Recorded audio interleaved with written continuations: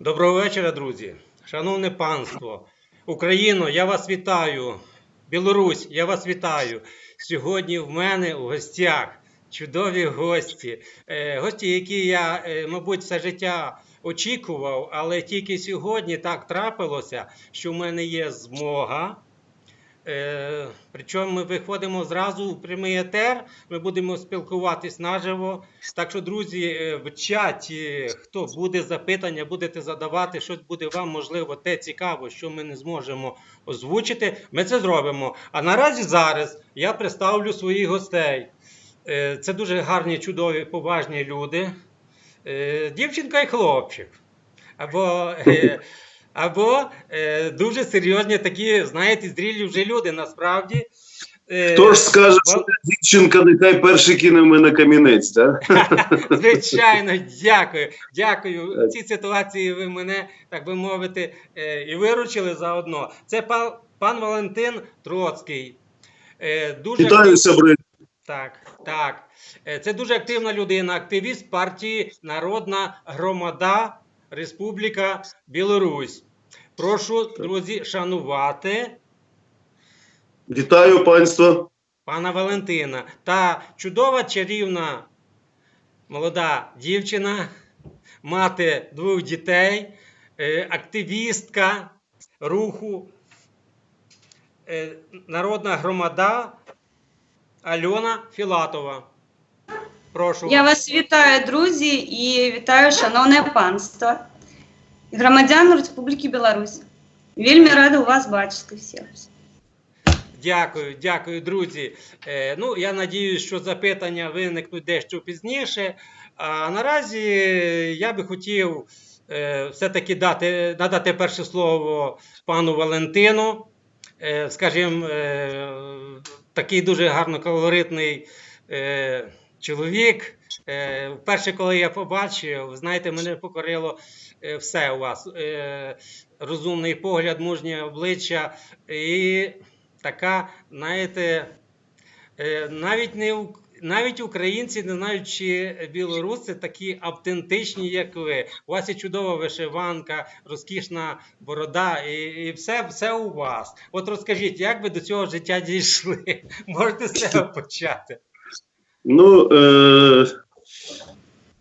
Гэта зовнішній вигляд, мабуть, має значення для першого сприяття людини, чоловіка. Але ж важливе інше, те, що він представляє собою всередині, як він міркує, як він здатний сопоставляти факти і робити виводи. Я цілком згоден з вами. Тоді я думаю, що нашому товариству буде значно цікавіше. Розкрийте себе ширше. Це дуже важливо. Я думаю, що наш сьогоднішній стрім дійде до багатьох українців та білорусів. І дасть, можливо, якусь поживу під іншим кутом глянути на справи Білорусі та України та дружні стосунки між двома нашими справжньо-братськими народами. Я щось нічого не переплутав? Ні, кажуть, що якщо буде розмовляти на своїй мові українець і буде розмовляти на своїй мові білорус, то вони один одного зрозуміють на 95%. Я, як пан Василь сказав, звуть мене Валентин. Народився я таки в Україні, місто Житомир. Але у 18 років я був по призиву на службу, виїхав з України і деякий час, а саме 15 років, жив у Росії. І в 93-му році я опинився по сімейних обставинах у Білорусі, у Мінську. Але попав саме в той час, коли була перестройка, коли не було роботи, коли ті кошти, що я заробив, працюючи на півночі Союзу, занепали, і я став ніщим, просто ніщим став. Потрібно було щось робити, і зайнявся я частним підприємством. Ось. Але в Україні, де курс так називаємий президент об'явив, що він пожме руку останньому підприємцю, середній і малий бізнес просто були задавлені практично. Зараз те, що зосталося, то такі жалкі остатки. Але ж розвиті країни дуже велику долю доходу у казну держави мають саме від малих та середніх підприємств. Так. У нас це... Я розумію, чому це так сталося, тому що цей чоловік, якого обрали президентом, один раз його обрали чесно в 1994 році. Після цього він підмяв Конституцію, поміняв закони, розігнав парламент, зробив оцю вертикаль так звану і захопив всю владу. І більш виборів у нас не було, бо те, що там діється на тих виборах, то насамперед імітація виборів. Для того, щоб показати міжнародному суспільству, що якби тут у нас є вибори. Але все одно міжнародне суспільство не дурне і ні разу не було признано ні парламентські вибори, ні президентські з тих пір. Ось так от живемо до цих пір. Що ще сказати? Може, питання є якісь? Обов'язково питання виникнуть, але я хочу, так як ви самі, скажімо, висловили свою думку першу, хай вона так буде зватися, я би хотів ще раз, щоб пані Олена представилася сама вже і сказала ширше, висловила свою позицію, тому що між двох хлопців є така чарівна панянка, ми вас хочемо чути. Ласкаво просимо, будь ласка. Дуже вам дякую, друзі. Але я перейду все ж таки на білоруську мову, якщо ви не проти цього. Я зараз приймаю участь у нашій партії «Народна громада». Я прийшла до її сама, тому що на сьогоднішній день у нас в Україні відбуваються вельми, на мой погляд, дрэнныя падзеі. Я ўсё сваю маладосць і дзяцінства, і зараз уже я досыць такая дзяўчына возрастная, скажем так, і я ўсё адно жыву пры адным і тым же чалавеку, і мне гэта здаецца вельмі паганыя падзеі адбываюцца, таму што я бачу, што змен няма. На жаль, наша эканоміка, яна дуже у поганому стані зараз. І динаміки, і, на жаль, і у будучині я не бачу ніяких добрих падзей, які б могли б адбывацца. Мы бачым, што суседнія нашы краіны, яны развіваюцца, людзі адчуваюць сябе спокойно, вольно, яны стабільныя у жыцці, яны могуць купляць сабе нерухомасць, мяняць якісь рэчы. Мы, на жаль, сабе гэтага дазволіць не можам сёння. Таму я ў народнай грамадзе, і я сябе адчуваю там вельмі спакойна з такімі людзьмі, як Валентин. Мне увогуле не страшна, і я вельмі маё вялікае пабажанне гэта дапамагчы партыі, паказаць, што апазіцыя гэта не дурныя людзі. У мяне ёсць адукацыя, яна не адна, і калі я шла да хлопцаў і дзяўчынак, я ведала, што мае знання, мае навыкі, мой опыт, яны будуць толькі дапамагаць. Таму я з імі, і мы будзем рабіць разам вельмі добрую справу, мы будзем ратаваць нашу краіну і рабіць з яе вельмі прыгожую і красунечку нашу сінявокую, каб яна была на мапе не просто беларускай дыктатурай, а краіны, у якую хочацца прыехаць і паглядзець, якая яна ўвогуле прыгожая ў нас. Дякую, Оленко. Ви так гарно розповідали. Мені просто приємно було чути. Ви знаєте, просто я закоханий у вашу мову. Якщо б мене хто-небудь Дякую. запитав, чи я хоч щось не зрозумів, я зрозумів абсолютно на 100%. І так трошечки підглядаю чат, чат теж пише, що чудова ваша мова.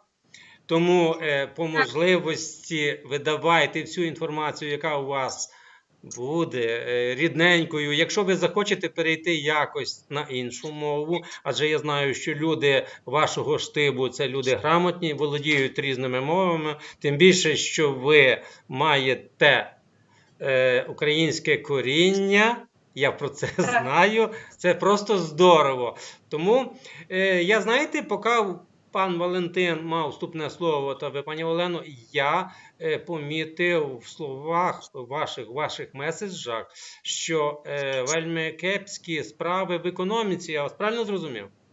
Так, вельми дренний стан, так. Ну ви розумієте, що я вам хочу сказати? Навіть наше телебачення не раз показувало дуже такі великі, знаєте, досягнення сільського господарства, умовної, так я розумію, стабільності в Республіці Білорусь. І дуже багато людей кажуть, що ви хочете, подивіться на цю чудову країну. Насправді, то, що це чудова країна і чудові люди там живуть, адже я дуже добре пам'ятаю, що ми колись знаходились в одній державі. Ми про це, можливо, торкнемося трошечки пізніше. І ми етнічно дуже близькі з вами. Тому, як для мене, ми одна кров з вами.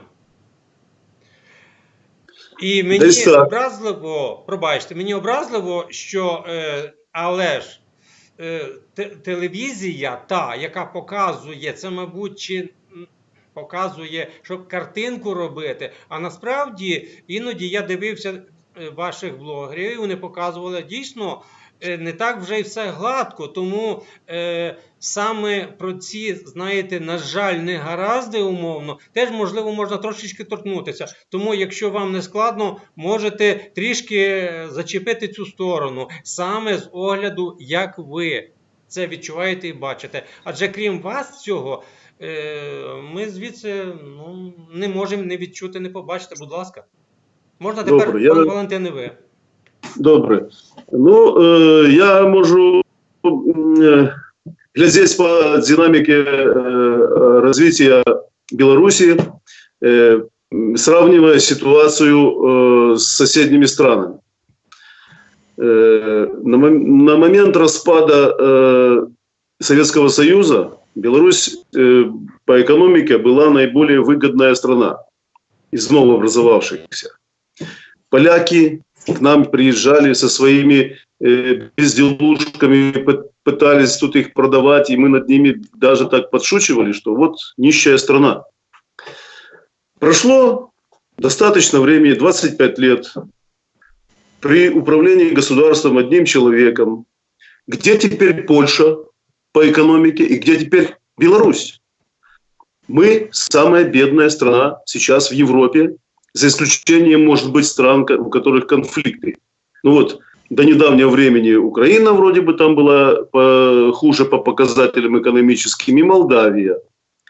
А сейчас на данный момент я знаю по статистике уже, что уровень зарплат в Украине превысил белорусский уровень. При этом Беларусь не воюет. Понимаете? Вот. Второй вопрос, который я хотел осветить. К чему приводит концентрация власти в руках одного человека, причем на такое длительное время? Лена сказала, что у нее вся жизнь прошла как бы сознательно при правлении одного человека. Я гораздо старше. Хочу сказать, что это у меня два человека. Брежнев, а теперь Лукашенко. Я вас А ведь, понимаете, да? То есть, получается, что ни в коем случае нельзя... Мы живем в современном мире, 21 век. Так. Диктатура – это то же самое практически, что в средние века были как-то отношения государства, что-то выскочило из головы. Феодальні стосунки в середні віки були. Совершенно верно. Вот по принципам феодального управления строится нынешнее государство Беларусь. А мы живем в 21 веке. Обязательно весь мир показывает, что самый динамический строй для развития – это в условиях демократии человек, во-первых, он не должен обладать такой полнотой власти. Должен быть обязательно противовес. Президент, парламент. Между ними там Конституционный суд. Наше государство построено одним человеком под себя. У нас как бы существует парламент, но на самом деле это не парламент. Этих людей мы не выбираем. Они назначаются заранее, перед выборами.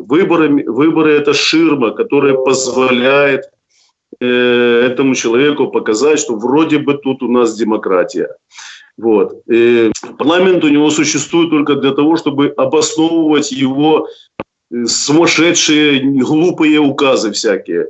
Потому что в последнее время столько их, да их и раньше было много, а сейчас в последнее время, ну вот, например, у нас как бы взялись за борьбу с наркотиками. Статья 328 новая появилась. Очень много молодых людей за то, что имеют при себе сигарету или две это уже, значит, вторую продать хотел. Сроки 10-14 лет. Люди становятся вот 16, 17, 18 лет, только жить начали. Их садят на 10-14 лет в тюрьму за это. Я понимаю, что наркотики наркотикам рознь, и борьба с этим, конечно, ведется во всех странах, но она должна быть разумная. У нас это делается очень по-глупому как-то. Потом закон о тунеядстве. Сами чиновники сделали людей тунеядцами. Почему наши тунеядцы уезжают за границу? Они сюда что уезжают? Отдыхать? Нет, они туда едут работать. А почему? Потому что им нормально платят там. Значит, они не тунеядцы. Они здесь не могут найти нормальную работу с достойной зарплатой. Ну и сейчас еще приняли закон, который очень возбудил молодых людей, особенно студентов. Это ограничение отсрочки. Вот. Получается, что важнее все-таки научиться скопать землю и строить дачи генералам, чем учиться в высших учебных заведениях. А ведь что такое образование? Это вклад в будущее государства. Так, так. Вот. И вот такие вот неумные всякие указы, придумки этого человека, кто-то, может, ему подсказывает, но все-таки проходит вверх через него. А потом этот парламент вынужден, он им дает указания, и они находят способы обосновать эти его соображения, как бы, если это на самом деле соображения.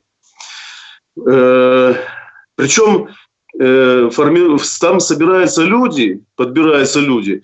Ну, сейчас я характеризую просто на своем примере. Я в этом году...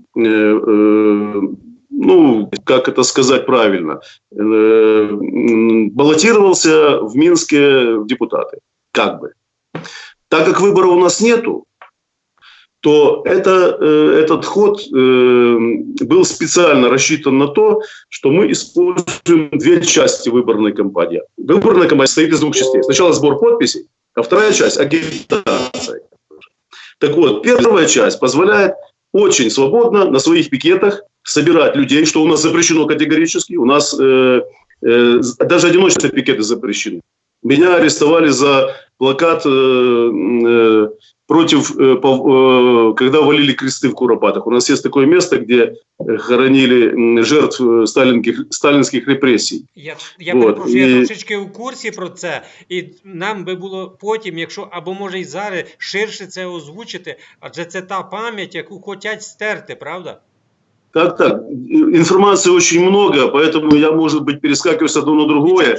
Но она вся связана с этой властью неумной, которая у нас сейчас тут правит, понимаете? Так вот, когда на первом пикете я вышел со своим мнением, в котором были там такие вещи, как, допустим, пенсия – это не пособие, она заработана. У нас же увеличили пенсионный возраст, причем, нарушая Конституцию и закон, потому что закон обратной силы не имеет. Значит, пока я жил и работал до 60 лет, мне говорили, в 60 пойдешь на пенсию. Когда мне исполнилось 60 лет, мне говорят, так, ты что, ты еще здоровый там. Давай, цепляй 2 плуга, иди землю пошли. Ну, это так фактически было сказано этим человеком с экрана. Вот. То есть меня обманули, получается. Просто обманули. Ладно, дело не в этом. Так вот, и еще был лозунг у меня на стенде: «Лукашенко должен уйти». Так вот, за этот лозунг меня пригласили в комиссию избирательную и сказали, что этим лозунгом я обижаю президента, оскорбляю, понимаете? Как они заточены на вот это чинопочитание, на присмыкание перед этой властью. Туда подбираются такие люди, понимаете? Они подбираются заранее, они назначаются, а как бы выборы, наши голоса просто не считают. Когда происходит подсчет голосов, это один из этапов фальсификации. Этим занимаются учителя, как правило. Они окружают столы, и кроме их этих пышных форм ничего не видно, что они там творят и делают. Они тихо там что-то шебуршат, каждый себе что-то пишет, все бумажки подают председателю, председатель с этими бумажками ходит в другую комнату и потом выносит результат и подает протокол 85 там, или 76%, понимаешь? Дозвольте, я вставку невелику зроблю. Ви тільки що, коли це сказали, озвучили, в мене народилась така думка. І за цими пишними формами, які оточили стіл, народжується високий відсоток влади. Дуже добре сформульовано. Не перебити і стриматися, будь ласка. Так. Ось. Так, таким чином події і те, що робиться в нашій країні, не відповідає ні принципам, ні демократії, ні здоровому глузду. Просто не здоровому глузду. До речі, в 90-х роках некий доктор Щегельський поставив діагноз Лукашенки: мозаїчна шизофренія. І повинен був втікати, зараз він живе в Америці. Ось, мені якось, я хочу гордитися тією державою, де я живу, розумієте? А коли я виїжджаю навіть в Україну, коли мене питають про те, що у нас тут діється, мені стидно. Мені стидно, що я живу в такій країні, що нами руководить така людина, яка не зовсім здорова. І ви знаєте, я бачив недавно фільм, я думав, сорому, я його не додивився, бо внаслідок щільних справ я його не зміг повністю додивитися, але я обов'язково знайду. Це блогер ваш, по-моєму, Некста. Да, там, це я, до речі, вчора бачив, а скинув мені його мій великий друг і друг України, блогер з міста Брест Анатолій Сайгон. До речі, друзі, хто буде бачити, але ще, можливо, не чув, хто такий Анатолій Сайгон, підписуйтесь. Це дуже світла людина, яка мешкає в Білорусі, яка є патріотом патріотом Білорусі та України. До речі, він теж етнічний українець. Я не знаю, що таке, але українство квітне та буяє на всіх землях. Тому я меседж даю, хай все українство, яке мешкає в Республіці Білорусь, процвітає та допомагає всім вам витягти країну з того, скажімо, не зовсім приємного стану, кому в даний момент вона знаходиться. Я перепрошую, я так маю більше слухати вас, а тут я такий невеличкий. Так. Я хочу ще сказати, знаєте про що? Діло в тому, що, от кажуть, там, білоруси така нація, бояться всього. Ні, я не згодний. Діло в тому, що в 90-х роках в нас були дуже сильні виступи проти того, що діялось. Оце самий такий був процес, коли політики пропадали, фактично до цих пір їх не знайшли. Вони лічаться безвісті пропавшими там, але ні для кого не секрет, що їх повбивали просто, бо вони були противники Лукашенки. Ось.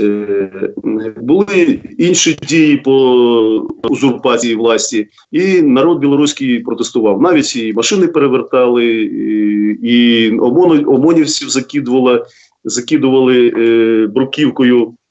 Але ж якось так мабуть, дуже розумних понабирали у КГБ. У нас же до цих пір називається КГБ, розумієте? Комітет державної безпеки, КДБ. Це навіть у Росії переіменували, щоб якось, може, фіктивно відійти від того наслідків оцих структур. А у нас в наглу до цих пір так і називається.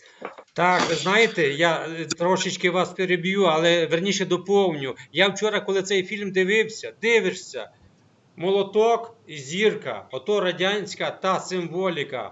І що саме мені не сподобалось, у вас вже була білоруська символіка, як з парламенту її знімали, там прямо у фільмі показано, як знімали її і клали цю нову. Хай би її зберегли у вигляді якомусь, щоб люди дійсно пам'ятали, але вона не повинна домінувати ні в якому разі. Ну куди й годиться? І той період невеличкий Шушкевича з 91 по 94 рік до виборів, на жаль, мені прикро сказати, ваша країна в той момент не змогла окрепнути. І от прийшов звичайний голова колгоспу. Але ж він ще й був, як я у фільмі бачив, не такий там і він видатний був. Все, що він міг гарно, це міг гарно підмахувати властям. Ну такий він, спеціаліст в області лизоблюдства. От і, не знаю. Я не знаю. Як по-вашому, скільки це ще може продовжуватися? От. В нашій партії є стратегія, і таким визначним часом це слідуючий рік, коли будуть президентські вибори. Ми повинні подолати оцю ситуацію з відсутністю виборів. Головніша наша задача – це вернути народу справедливі, чесні вибори. А вже на тому полі, яке розчиститься від узурпації, від цієї брехні, від цього підтасовки, ми вже поборемося за владу тоді. У нас є лідер, у нас є стратегія, у нас є тактика. Стратегія у нас це, я вже сказав, а тактику ми наперед не озвучуємо. Так, звичайно. Послідовно виконуємо. Я перепрошую. Скажіть, будь ласка, трошки про свого лідера, щоб українці та ті білоруси, які будуть це бачити, щоб вони, можливо, це почули від вас з середини. Зрозумів. Миколай Вікторович Статкевич, він етнічний білорус. Його родина десь із Піцолігорську. Це південь Білорусі, і десь там теж з цієї вже сторони недалеко від Полісся. А Полісся, чому я Полісся? Бо по історичним свідкам то якраз ота частина, звідки пішла і мова, і признаки національні, як би так. Деякі некоторі слідователі історії так говорять. Добре. Він бувший військовий, він кандидат технічних наук, писав докторську дисертацію, підполковник, писав докторську дисертацію. Йому не дали її захистити, тому що він почав займатися політикою.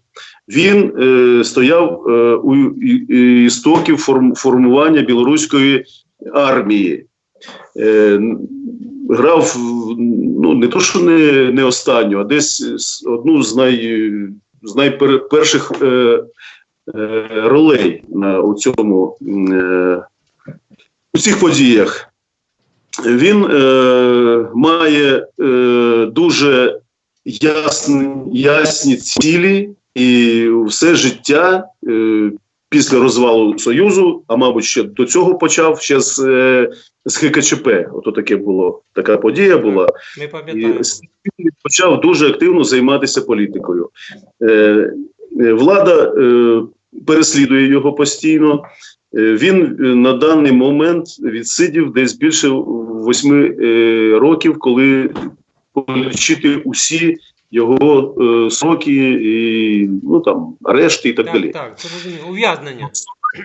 основна частина його покарання була після событий 2010 года в Білорусі, може знаєте, Я 19 пам'ятаю ці декабря. події, але про ці події ви можете ще Так. раз говорити. Ось, то ему присудили 6 лет тюрьмы, 5 из них он отсидел. Значит, его там пытались подломать по-всякому, и ему пришлось голодовку объявлять, он очень долго голодал фактически. К нему применялись меры всякие драконовские, КГБшные. Он выстоял, он не писал ни о помиловании, просьбы, ничего, как некоторые другие лидеры, благодаря чему их выпустили. Его склоняли к этому, потому что надо было Лукашенко показать Западу, что вот, человек виноват, попросил прощения. Так. И у него была реальная возможность не сидеть этот срок долго. Он отказался. Его все равно выпустили на год раньше под давлением мировой общественности. Вот такого лидера мы имеем. Дуже Понимаете, приємно это очень чути. надежный. Я перепрошую, дуже Он приємно твердо- чути, що у вас такий незламний лідер. І я вважаю, що з такого лідера треба, щоб люди, які тяжіють до змін, брали приклад і підтримували його. Правильно? Так. Ви знаєте, в мене є певна інформація, я думаю, що це, мабуть, пані Олена могла би озвучити її. А от скажіть, пані Олено, що це був у вас за подія така, акція солідарності, пікети, мітинги, стік стоїмостю $620. Ну, я так підозрюю, що це якраз пан Валентин, його штрафували за плакат з зображенням Христа і цитатою стихотворення Владимира Некляева. «Ты чуешь, стогне, гетто Куропате». Этот плакат он поднял 21 апреля 2019 года на площади Свободи во время молитви за Куропати. От тепер я попрошу вас, пане Валентине, що ви слухали, адже це буде розповідати чудова дівчинка, яка сьогодні присутня з нами, а я так само з задоволенням буду пані Олену слухати. Прошу, пані Олено. Дякую. Ну, калі я вам писала гэты спіч невялікі, мне самой стало вельмі сорамна за то, што трэба разумець, што плошча Свабоды гэта для нас такі невялічкі майданчык, ён зовсім маленькі, ён каля ратушы знаходзіцца, і там такое месца, дзе людзі яго амаль не бачаць. І плакат, які падняў пан Валентин, насправді яго побачила, мабуть, вельмі маленькая колькасць людзей. Але штраф, які яму надалі, $620 за тое, што чалавек адстойвае сваё права казаць, што мы проці заціралі, гэта гісторыя Беларусі, гэта наша нацыянальная гісторыя, якую мы нясем у сябе і надаем нашим дзецям, звычайна.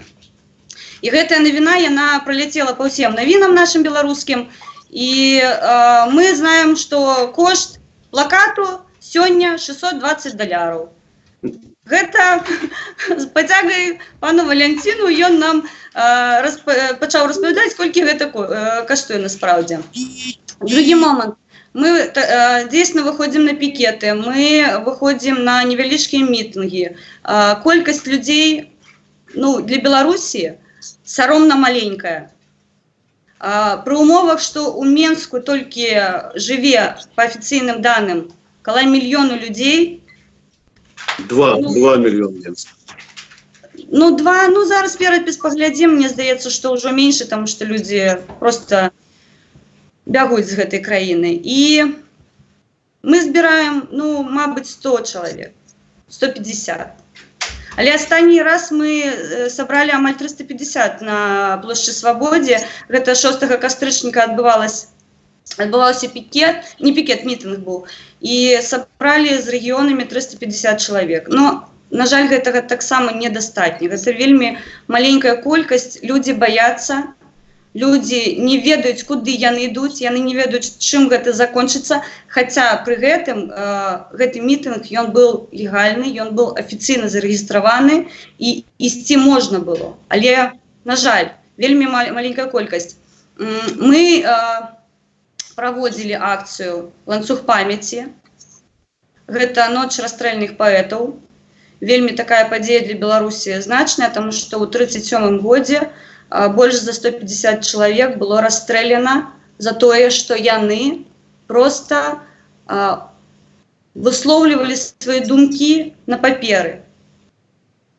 Это были открытые, вольные люди, якія писали то, что яны адчуваюць, то, что яны бачаць, и то, что супраць чаго яны выступаюць. И мы вышли до здания КДБ, зрабілі ланцуг памяти. Мне здаецца, атрымалась вельмі добрая падзея. Вось. И акции, митинги, пикеты у Беларуси, на жаль, на сёння вельмі цяжка рабіць. Па-першае, гэта забаронена, і па-другое, люди вельмі боятся.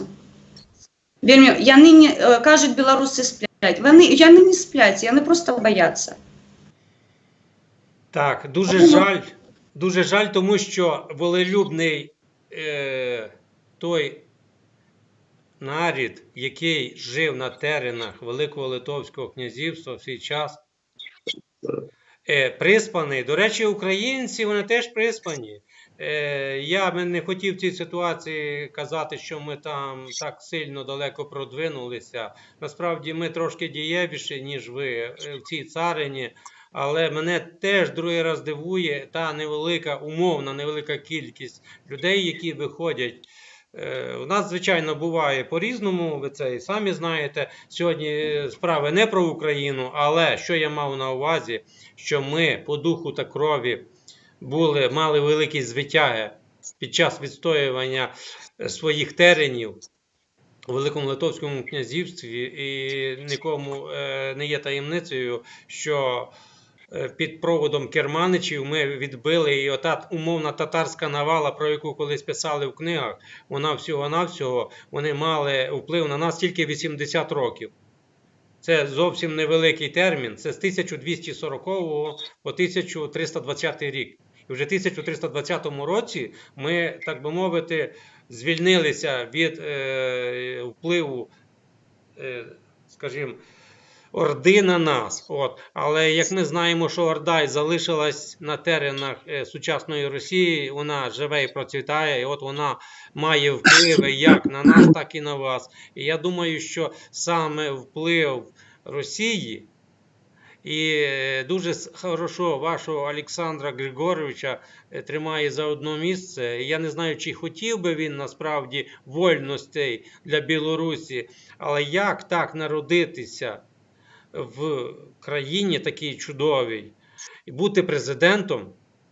Адже Шушкевич, він був головою Верховної Ради. Правильно я розумію тоді? Тобто це фактично перший президент він у вас. Ну, і на це...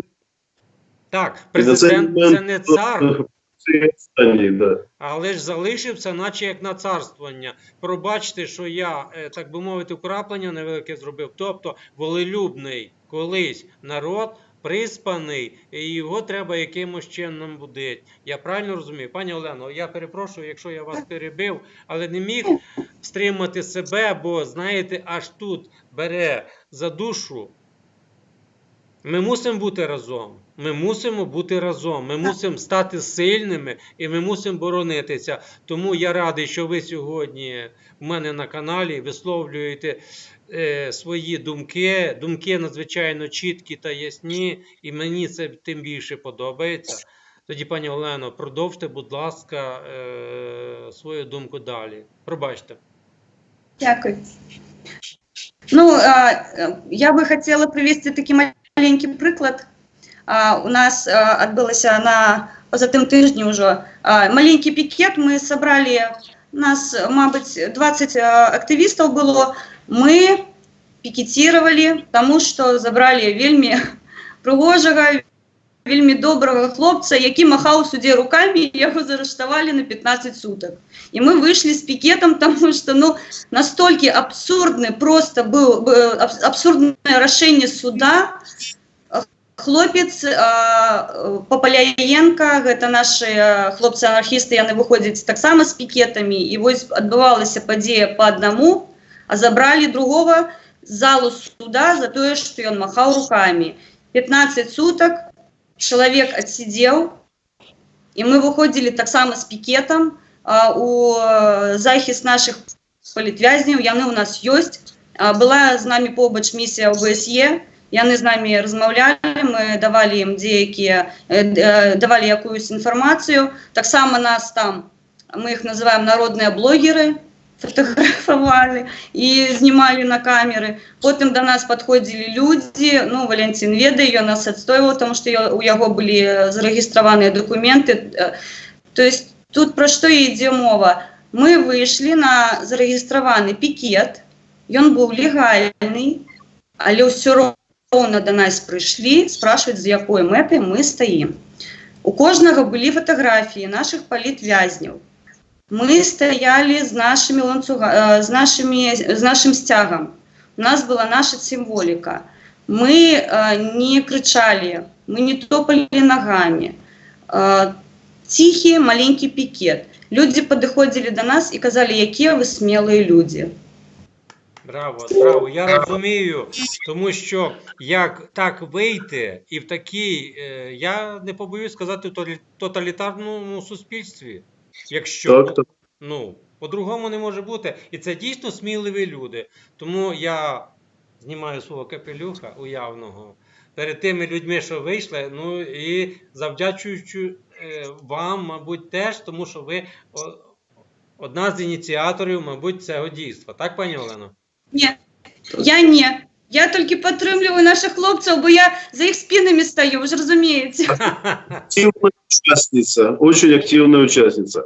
Ну, а потом, что хочу сказать, маленькая заметка. Так. Дело в том, что смелость тренируется, понимаете, да? Это, Да. как говорит наш лидер, смелость тренируется.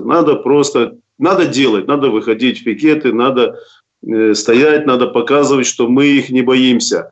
Они считают, что мы их все боимся. Они к нам относятся, я имею в виду работников спецструктур, спецслужб, которые на наших акциях присутствуют по гражданке, но их сразу видно по поведению, по выражению лица, по отношению, по одежде. Одевают их тоже за счет государства в гражданскую одежду. У них раньше все были остроносые ботинки. Из-за чего? У меня тоже такие есть, я их теперь ненавижу из-за этого. Вот. По черевиках їх можна пізнати, так? И теперь они стали одевать кроссовки, причем по какой-то моде красные. Это был очень смешной случай, молодечно, когда мы их прогнали с нашего пикета с камерами. Но они приходят на пикеты, достают свои камеры такие, тоже очень узнаваемые, и снимают людей в лицо. Люди, естественно, боятся этого всего. Они знают, что могут быть последствия. Могут быть последствия увольнения с работы, преследования, какие-то там вызовы, усложнения жизни и так далее. Понимаете? Они не имеют этого права делать. И бывает даже, что это явно видно, что пугают, потому что снимает, а у него крышечка на объективе, а он вроде бы как снимает. Понимаете? То есть его задача не снять материал, а напугать людей. Даже такие случаи бывали. Но если будем бояться, значит, как говорил один из уважаемых мной борцов за свободу чеченского народа, трусость родителей оборачивается рабством детей. Так. А у всех нас есть потомки, есть дети, есть внуки. Я не хочу, чтобы мои дети, внуки были рабами в стране, которая наша. Да в любой стране не хочу, а тем более в нашей. Звичайно. І коли вранці прокидаєшся, дивишся в зеркало, коли умиваєшся, вже обличчя в тебе чисте, хочеться, щоб душа була чиста, самим навіть перед собою. І тоді це мотивує тебе, і ти йдеш і це робиш. Тим більше, коли мова йде про нащадків, про дітей і так далі. Це здорово, коли людина це може відчути і мотивувати себе, і робити такі гарні справи. Тому Есть еще одна серьезная проблема, которая встает перед Беларусью, это вопрос интеграции с Россией. Сейчас за нашими спинами, в кулуарных беседах, это так называемое наше правительство, под руководством так называемого президента, какие-то проводят переговоры, что-то там делают, нам ничего не докладывают. Вот 8 декабря будет озвучено, может быть, или принято втихую какое-то решение по этому вопросу. Так называемый президент Лукашенко показывает сейчас, что он против интеграции. Но ведь он же начал эту тему. Когда он стал президентом, он говорил: я на коленях поползу в Россию. Белорусы — это такие же русские, только со знаком качества, понимаете? А теперь ему не дали нефти, не дают ему оттуда кредиты, и он поворачивается к Европе таким образом. То есть этот человек, ему наплевать на государство, на него уважают его во всем мире, другие государства нет. Он использует чисто собственные какие-то интересы. Руководствуется ими. И нам совершенно непонятно, что там делают. Мы как крепостные здесь, понимаете? Продадут нас вместе с землей, не продадут, растворят на просторах этой России нацию белорусскую, или мы останемся как нация. Вот. Мы, не влияем на это. Не влияем по тем причинам, что уже озвучены. Люди боятся, люди разуверились, что что-то можно изменить. И мы показываем, что не надо бояться. Будем бояться, значит, будем в рабстві. А який чинник міг би бути, щоб, скажімо, можна було розбудити ваше суспільство, щоб, знаєте, такий, не знаю, у вигляді якогось умовного, знаєте, то холодною водою людину облили, вона прокинулася. Який може бути такий на націю душ прийняти, щоб люди прокинулися? От як ваше бачення?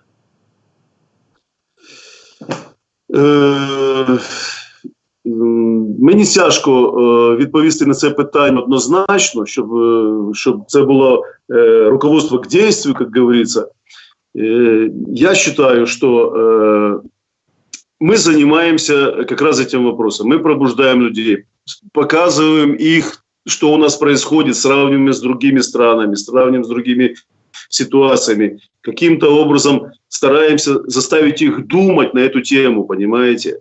На наших плакатах, на наших стендах, на наших речах звучит эта информация, и людям свойственно думать. Я думаю, что и я думаю тоже, что это повлияет, и вот этот накал неприятия, даже ненависти к действующей власти вместе с продолжающейся бестолковостью, с этими глупыми указами всякими. Почему указы? Мы что, воюем, что ли? Почему указы? Ведь законотворчество – это очень важный процесс большого количества людей, парламент, понимаете? Там люди между собой спорят, да даже пусть бьются, у них иммунитет в конце концов. Это ничего плохого нет, если там дерутся, значит, они не безразличные. Наш парламент как болото, как на кладбище, все спокойно только руки поднимают.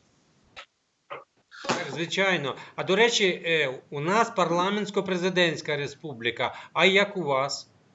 У нас вертикаль, президент. Тобто президентська у вас. Законодательная, исполнительная, все под одним человеком находятся. У нас судов нет. У нас люди в мантиях, в этих смешных женских платьях от плеч, понимаешь, приходят, они являются удлинителями телефонными.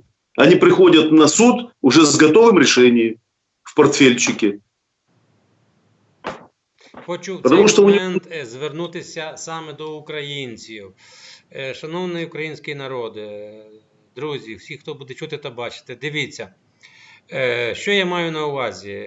Сьогоднішній момент у нас новий президент, який намагається підіймати під себе теж владу.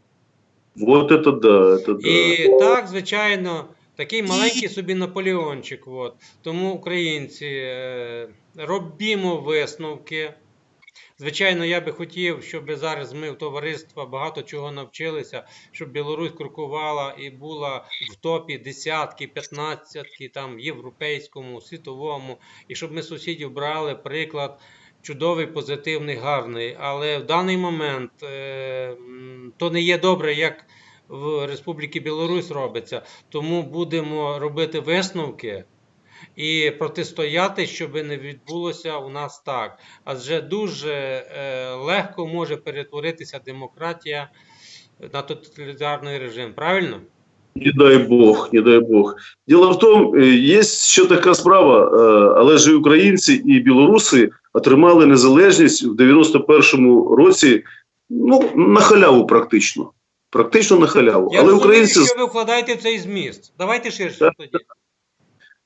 але українці змогли якось використати свої можливості і досягнути дуже важливого по відношенню до Білорусі моменту. У вас такі є вибори, розумієте? Ви можете помилятися, але ви вибираєте тих людей, самі вибираєте і маєте право і можливість поміняти ситуацію, людей поміняти. У нас такої можливості немає. Ми один раз помилилися і зараз за це до цих пір маємо от таку от ситуацію. Так. Так, на жаль. Але я відповідаю на ваше питання, що ми можемо зробити. Так. Я завсёды кажу, я своїм прикладом показую, що ми можемо робити. Ми можемо розмовляти, нагадувати, що є наука, а не тільки зброя. Люди мають ведати, що відбувається у їх країні. Коли ласка, я завсёды кажу, є величезна просто кількість сайтів, ссылок. Коли ласка, візьміть телефон у руки і поглядіть, що відбувається.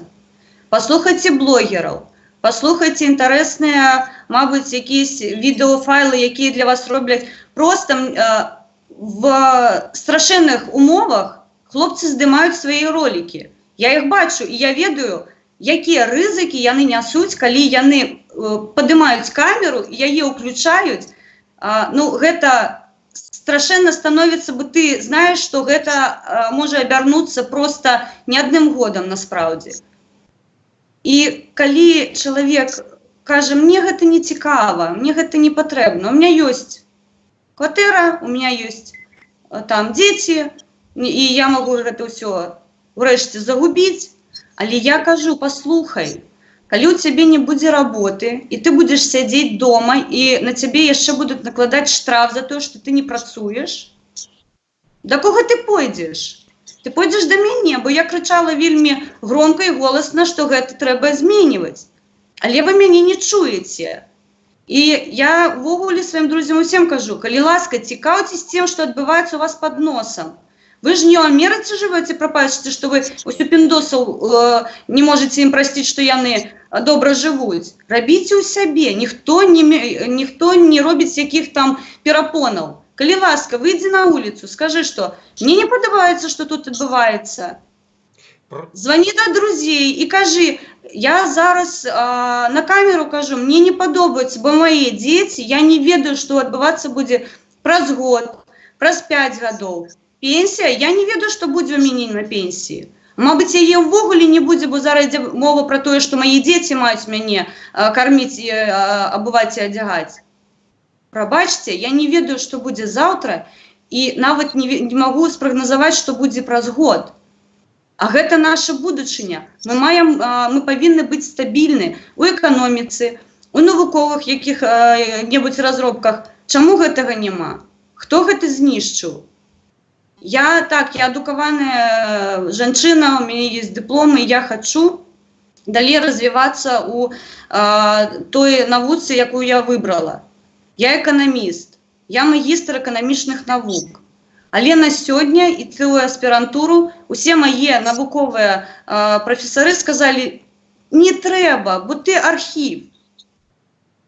Архів. Голова твоя тут не треба. Хочеш зробити якісну роботу, як кажуть, чемодан, вокзал і куди-небудь в Європу. Получається, що людей, які мають ініціативу, величезне бажання міняти країну, вони виходять не в запиті у власній країні. Дуже прикро. Ви знаєте, у нас теж щось подібне є.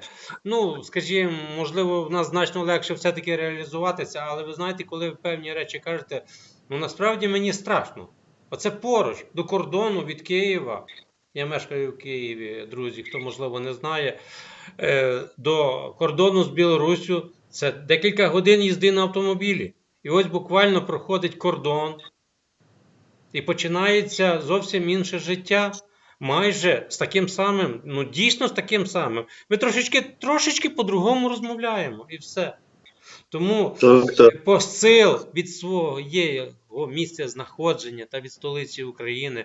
І я Білорусі та білоруському суспільству бажаю зрушень в хорошому розумінні цього слова, щоб ви могли, скажімо, налаштувати свої рейки правильно, щоб ви могли економічно піднятися, і не тільки економічно, а й духовно. І в контексті цього я хочу зачитати вам, друзі, є цікаве питання.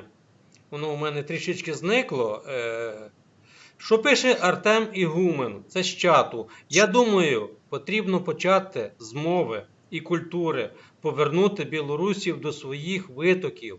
До речі, в Україні над цим питанням теж треба і потрібно багато працювати. І я думаю, тут десь криється відповідь на багато запитань. Так що, друзі, якщо ми вшануємо нашого активного громадянина, перш за все, Артема Ігумена, і нашого постійного глядача наших роликів, я б хотів, щоб пан Артем почув, і, можливо, це питання до багатьох, верніше від багатьох теж могло йти. Ну і ваша точка зору, будь ласка. Мова, культура – це витоки? Починайте, пан Валентин. Я за вами. Я за вашою спиною завсюди буду.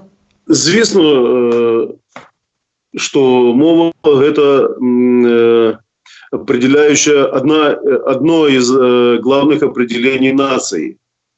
Вот. И в странах развивающихся или уходящих из-под влияния империй, завоевывающих самостоятельность, этот вопрос выходит на передний план. Еще Ленин, как бы там ни было, а иногда приходится его вспоминать, вот, писал в своих работах, что национализм – это на определенных этапах развития, а именно в начале становления государства, это движущая сила. У нас сейчас такая ситуация, что мы давно начали, но как-то вот умеют нас сдерживать, научились эти силы, не нас, а народ белорусский в данном конкретном случае, от развития. И здоровый национализм бы нам не повредил. Возврат к своим мовам, к общению на языках, к борьбе за самостоятельность, это очень положительный имеет эффект. Очень положительный эффект. Немножко упустил я нить вопроса, если можно. Это скорее денационализация идет. То есть это знищение мовы, национальной символики, национальной... Да, ну, видите, это тоже идет от самого верхнего руководства. Когда Лукашенко пришел до влады, у нас у всех официальных учреждениях, в общем-то, даже таблички были на белорусской мове. Например, председатель называется у нас старшиней, заместитель наместник и так далее. Ну, для меня, приехавшего из России, это было несколько неудобно. И я думаю, я не один такой был человек, и поэтому Лукашенко, пользуясь популистскими своими заявлениями, в том числе и возвратом, как бы, дал равноправие русскому языку, но на самом деле для белорусского это было... приговор. Да, приговор был. И на данный момент процентов, может быть, 80, а может быть и больше, общается в повседневной жизни в Беларуси только на русском языке. Забывает белорусскую мову. В нашей программе, например, программа нашей партии предусматривает на данный момент не возврат к белорусскому языку, а равноценность обоих государственных языков. На данном этапе, если мы запрограммируем, чтобы был только белорусский язык, то 80% аудитории нас не поймут, и мы их не сможем не говорить с ними, не убеждать. Понимаете, да? Вот такая ситуация сейчас. Поэтому мы за равноправие белорусского и русского языка, как двух государственных. И для белорусского языка истинное равноправие – это будет возрождение. Здорово. Понимаете? Здорово. Я поділяю абсолютно вашу точку зору. І цим домінантом відродження на цій ноті я би хотів пані Олені, можливо, пані Олена добавить ще, будь ласка. Так, звичайно. Знову повертаюся до себе. Я почала розмовляти білоруською мовою після подій 2014 року в Україні. Тому що я побачила, що мова – зброя. Так. Не фізична. Але коли ти хочеш відрізнювати, хто є хто, починай розмовляти родною мовою. І ти одразу побачиш, як чоловік до тебе відноситься. Коли ти чуєш, що ти якась там не така, що чому ти зі мною розмовляєш на мові, яку я не розумію, усьо. На гэтым до побачення, як я кажу. З цього приводу я почала вчити українську мову. Бо я народилась в Україні, я тим пишаюсь. І в 2014 році мені було дуже важливо почати так само розмовляти українською мовою. І на сьогодні я вже нормально володію і українською, і білоруською мовами. І мені подобається розмовляти білоруською мовою. І я вам більше за гэтага скажу. У народній громаді вельми багато людей, які розмовляють білоруською мовою. Це здорово. Валентин так само розмовляє білоруською мовою, але він щось стісняється. Вибачте, коли є вибір, то скорее українська і русская приходить, чем белорусская. А наш лидер очень хорошо владеет белорусской мовой. Но у него тоже правило такое. Если к нему обращаются по-русски, он отвечает по-русски. Обращается по-белоруску, он отвечает по-белоруску. Я считаю, это правильно. Так, это правильно. То есть у белорусов есть такая солідарність розмовляти на мові спікера. З ким ти розмовляєш, на той мові ми розмовляємо. Я абсолютно спокійно розмовляю у народній громаді з хлопцями і дівчатами, які розмовляють білоруською мовою. Ми вчимося один у одного. І це вельми, мені здається, це вельми і цікаво, і вельми треба для білорусів увогуле. Мої діти так само зараз, слухаючи мене, вчаться. Яны не разом со мною зараз ведуть гэты стрим, але яны чують, якою мовою мама розмовляє. І увечері, я впевнена, мені мій син молодший скаже: «Мама, доброї ночі». От так. Або він скаже: «Мама, добраніч», як вона вчить, тому що українську мову ми також вчимо разом з ними. Це для мене дуже важливо, тому що якщо мова, ви ж бачите по чатах, я дуже часто сиджу в українських чатах, і я бачу, де свій, де не свій. Друзі, от якраз час зайшов Анатолій Сайгон.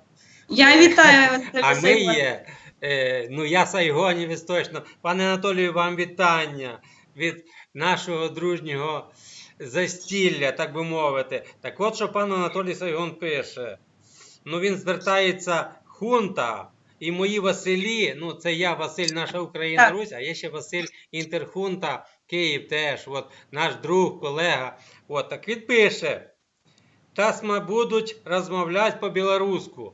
Так, пане Анатолію, ми будемо вчитися від вас та від наших друзів. Скажімо, від пана Валентина та пані Олени, ми будемо із-за великої поваги до вас, і тому, що вона так само є, насправді, мова сусідка, рідненька, і ми обов'язково її вивчимо. Тому сьогодні я, так би мовити, хочу вам сказати у підтримку вашої країни, Республіки Білорусь, і те, що ми будемо переходити мову, я прорекламую футболочку.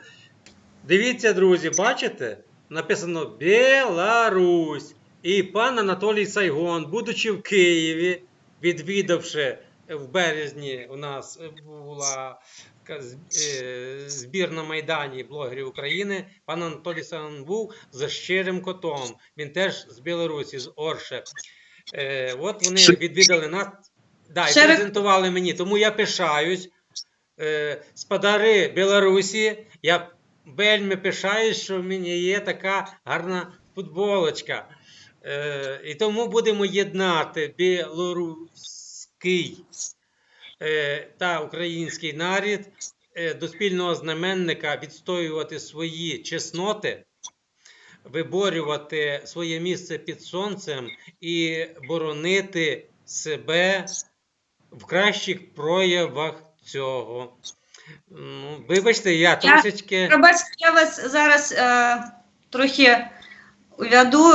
Артем, я хотіла б тобі відповісти, що ти, мені здається, краще за білоруса спілкуєшся білоруською мовою.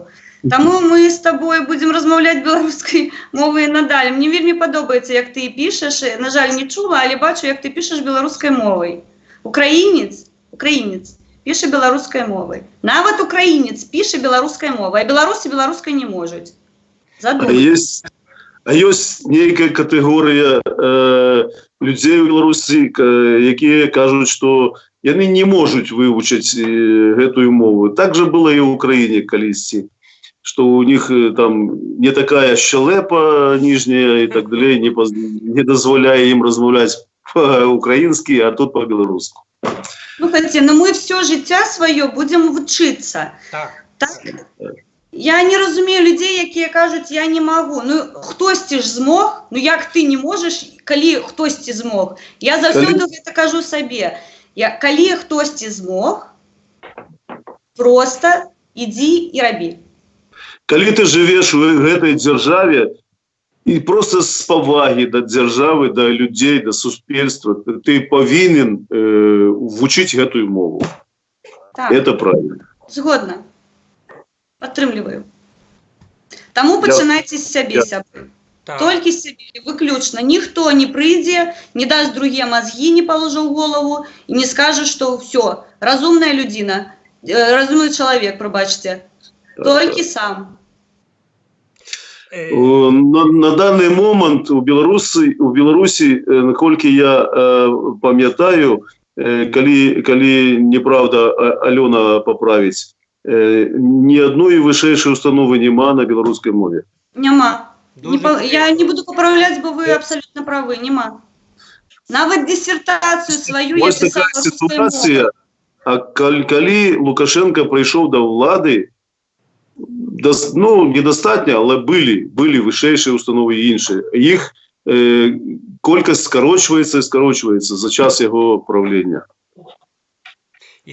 І це є поганим знаком. Це говорить про те, що саме главний сподар країни не вболіває за те, що він повинен як гарант гарантувати. Правильно?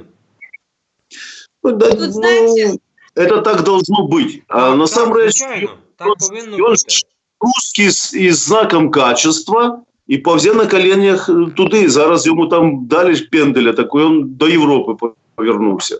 А Європа і рада його підтримати, як мати таку зараз. Чому у нас підтримка не вельми велика європейська? Вони думають про свої інтереси, розумієте?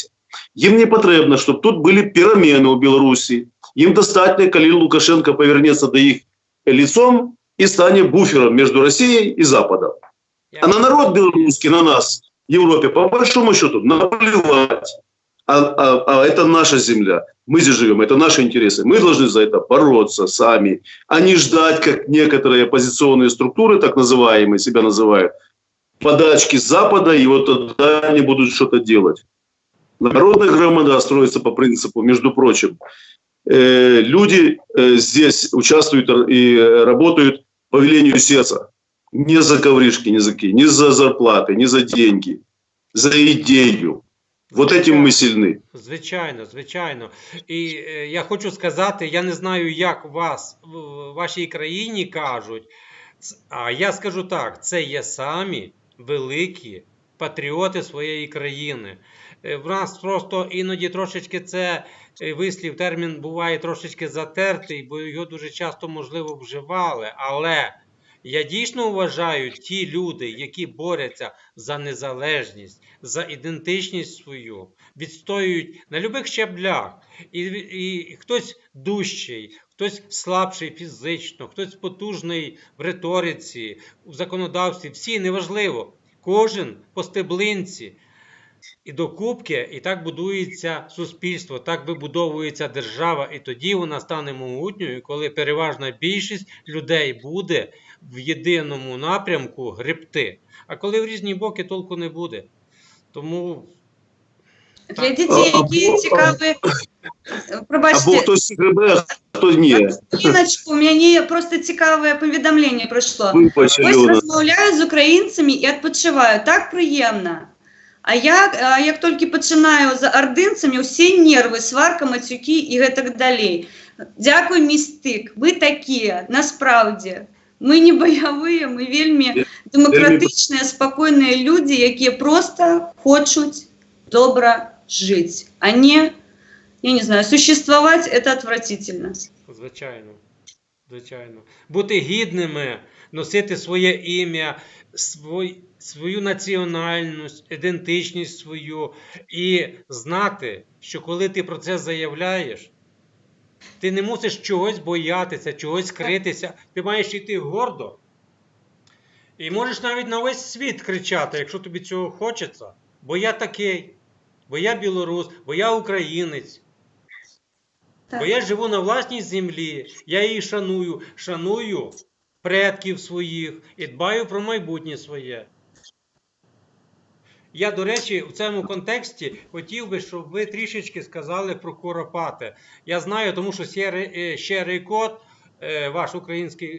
ваш білоруський блогер, він наш друг, ми часто сидимо на посиденьках, я знаю, але мені було б почути ще від вас. Він як блогер висвітлює, скажімо, це місце трагічне. Чому трагічне? Тому що ви зараз це розкажете.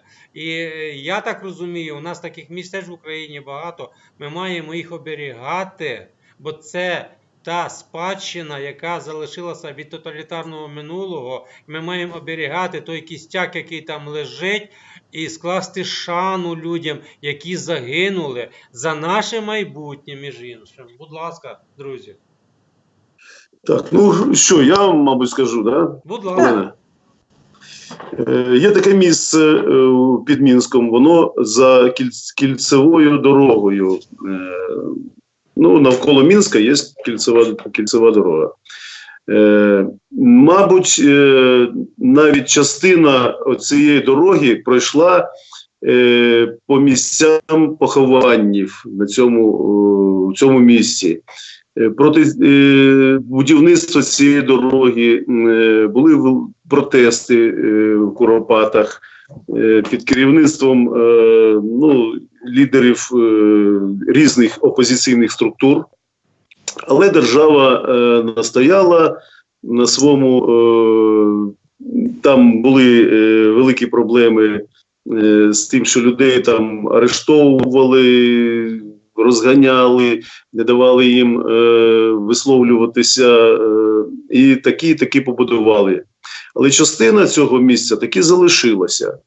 Більш того, влади дали дозвіл підприємцю побудувати там ресторан. І причому ресторан територіально зайшов на ту охоронну частину, яка була розміщена як не дозволена для такого будівництва, але якимсь чином отримали дозвіл і побудували. Ось, і зараз що відбувається? Звісно, що простим людям, які знають цю ситуацію, і опозиційним структурам, це не те, що не подобається, вони стали протестувати проти таких поворотів.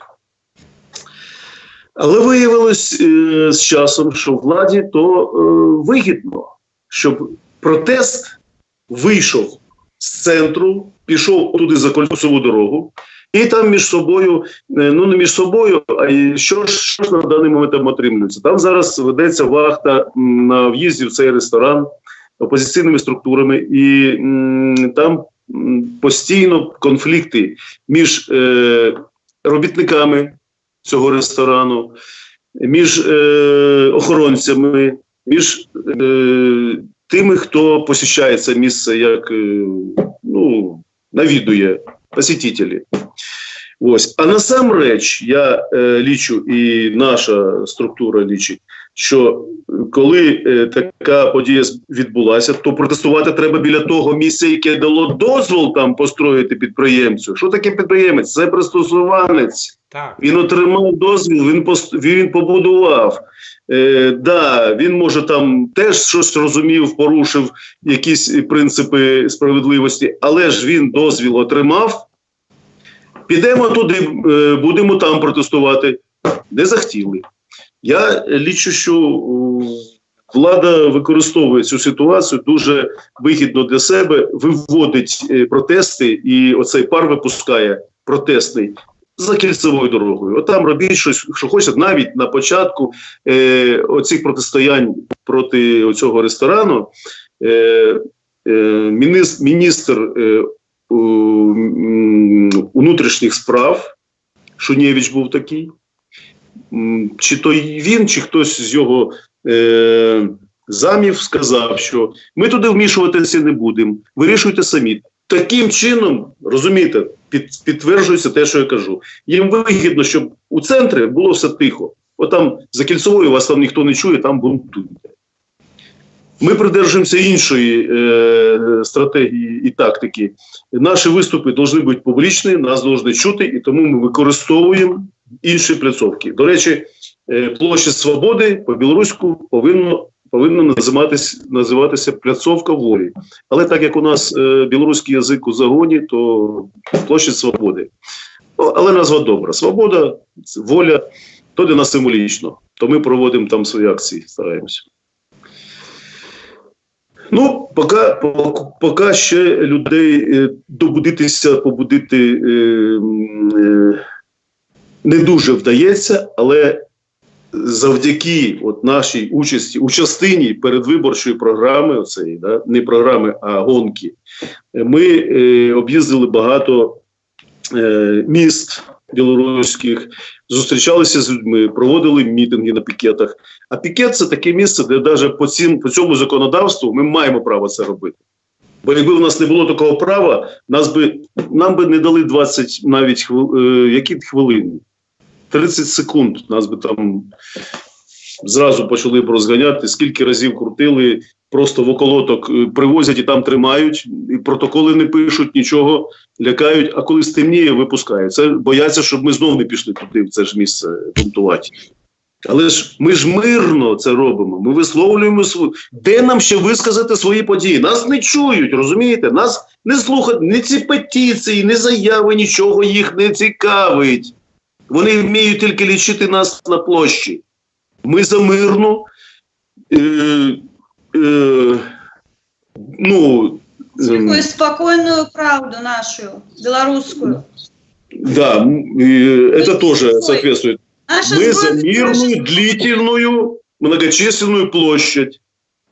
Будем стоять столько, сколько надо, чтобы нас услышали, чтобы обратили внимание, чтобы отреагировали на наши требования. Если прольется кровь, эта вина будет правительства. Это вина той влади, яка зараз керує країною. Значит, они довели людей до крайности и сделали такую ситуацию, что проливается кровь. Кстати, наш лидер во избежание такой ситуации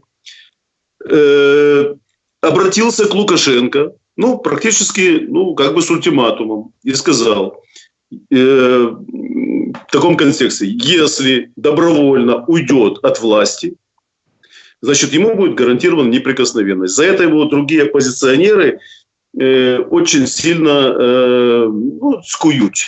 Я розумію, чому вони це роблять. Они хотят, чтобы человек ответил там. Но если исходить из того, что лучше для Беларуси, чтобы кровь не пролилась, Пускай он уйдет, пусть даст народу выбрать нормальных, действительно тех людей, которые хотят, понимаете, а не назначенных им. Так, я розумію. И этот ультиматум действует до первой крови. Если кровь будет пролита, значит никаких больше гарантий, ничего не будет. Мы не хотим крови, мы хотим добиться своих прав, вернуть наши права, вернуть Конституцию хотя бы 94-го года, которую он изнасиловал и повесил в туалете и пользуется ей не по назначению теперь. Пані Оленко, ви хотіли щось додати, мабуть, так? Так, тут цікаве питання до нас прийшло.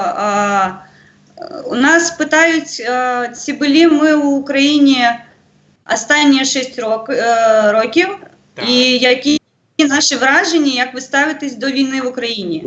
Хороший Це вопрос. стосується, так, дуже гарне питання, але починайте, я за вами.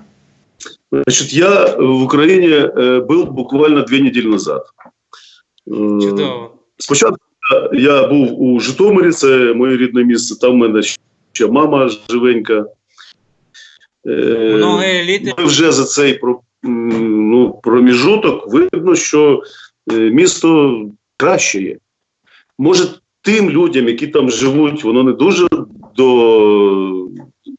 це як дитя своє.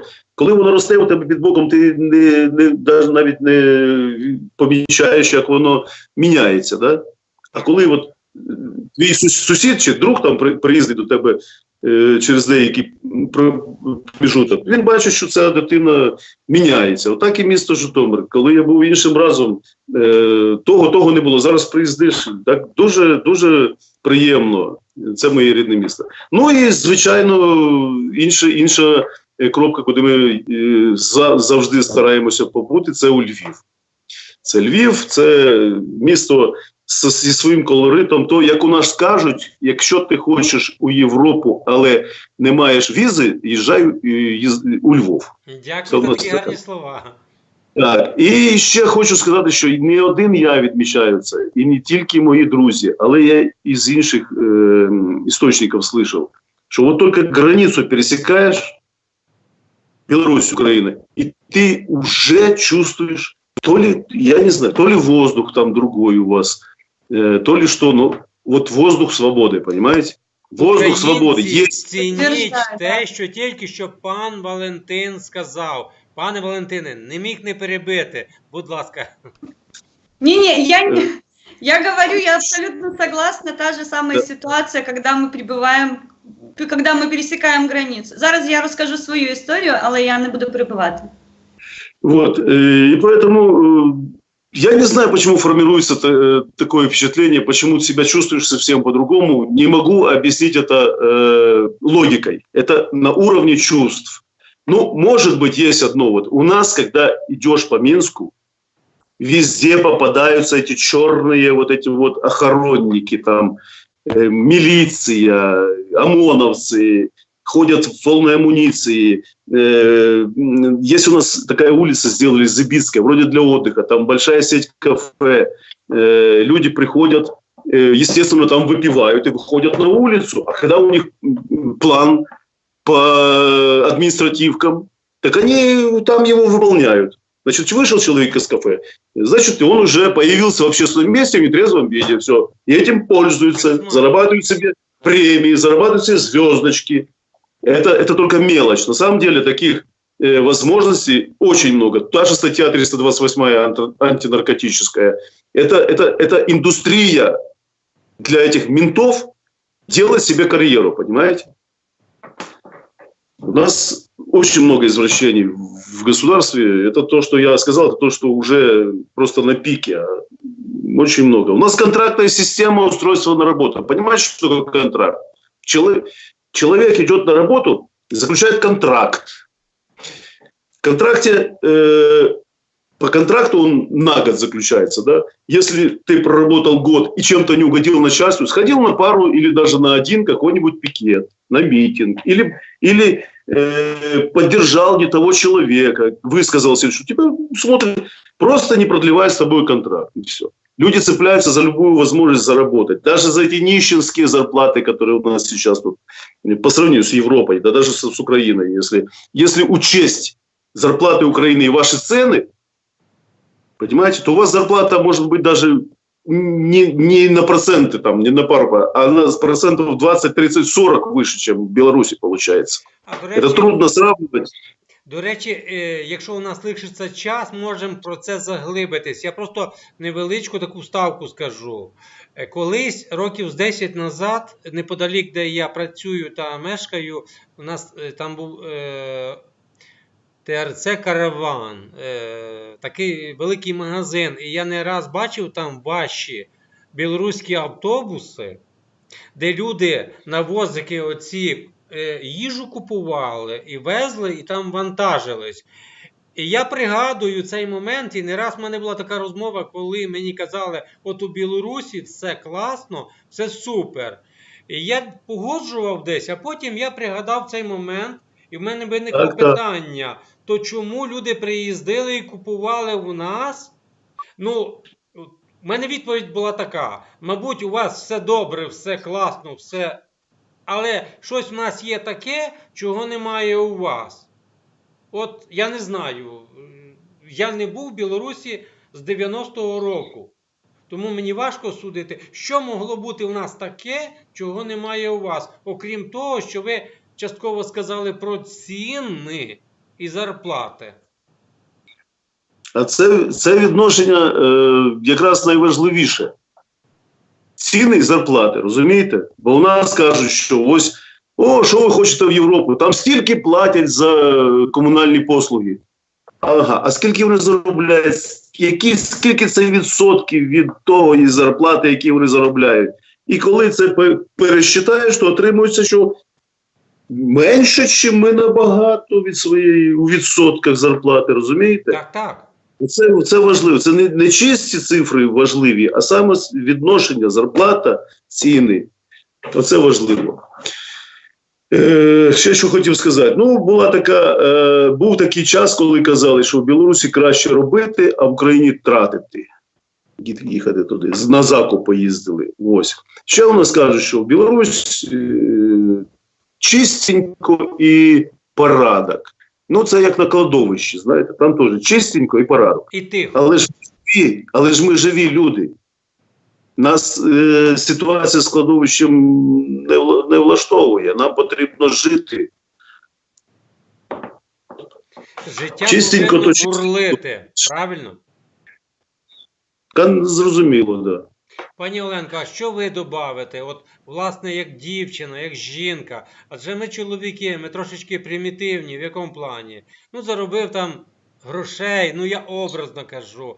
І там, ну, квартира, там, те все, там якісь крупні закупи, не знаю. А ви ж дівчинка, ви можете підмітити те, що чоловік не може. Ну, насправді так. Дівчата ж під трошки іншим кутом зору, мабуть, бачать.